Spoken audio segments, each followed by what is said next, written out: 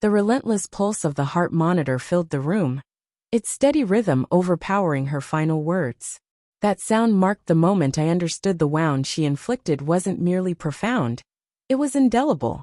A machine's cadence drowned out the voice of the woman who had once promised to stand by my side forever.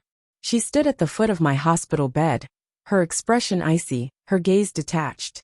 "I can't keep carrying someone who doesn't contribute," she said, her voice devoid of warmth. "You need to leave." With that, she turned and walked away, leaving me drifting in a fog of anesthesia. The morphine dulled the physical pain, but it couldn't touch the deeper, sharper agony. The realization that she didn't care if I recovered, didn't even ask if I'd survive. She was already gone.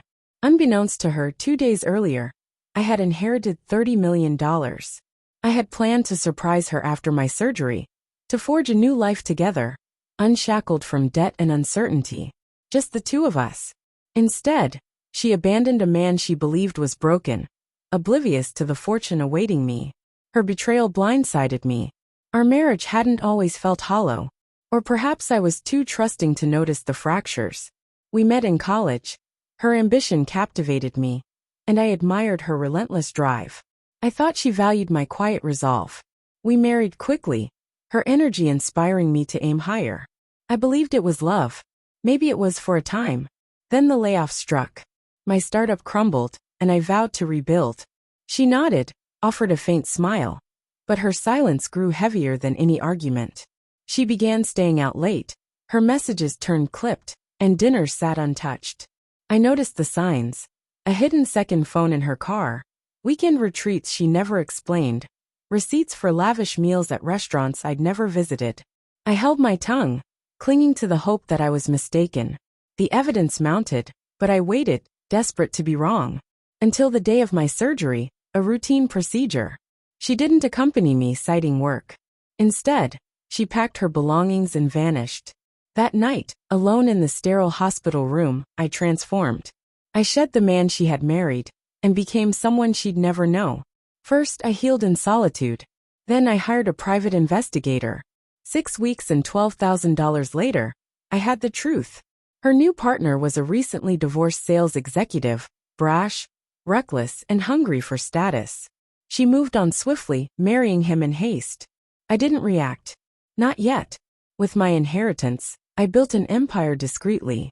I invested in a medical technology firm, joined its board, and eventually acquired the company where her new husband worked. No one knew, not even him. The true reckoning came during a routine hospital visit. As I walked the familiar corridors, I saw them, her arm in arm with him, a smug smile on her lips. He froze when he recognized me. "Sir," he stammered, You're my CEO." She laughed, assuming it was a jest. I met her eyes, said nothing, and watched her composure fracture. She pursued me outside, calling my name as if it still held weight. "Wait, you run the company?" I nodded. "I own it." The silence that followed was profound. Her panic surfaced quickly. "Why didn't you tell me?" I smiled. "I tried, but you left while I was still bleeding." On the day of promotions, I made it known. Her husband was reassigned to a remote branch, demoted, his salary gutted, no support for the move. A quiet, devastating fall. Then the condo she had settled into, owned by a shell company I controlled, saw its rent triple overnight. She called weeping, pleading for forgiveness. I didn't know. I made a mistake. I agreed to meet her for coffee, letting her spill her regrets. I asked one question. "When you left me in that bed, what did you think would become of me?" She had no response. I stood, placed a manila envelope on the table, and walked away. Inside was a $10,000 check, a final legal severance. "You said I was finished," I told her. "Consider this your parting gift." I didn't ruin her with rage. I did it with silence, with success, with a life she swore I'd never achieve. Her betrayal didn't shatter me.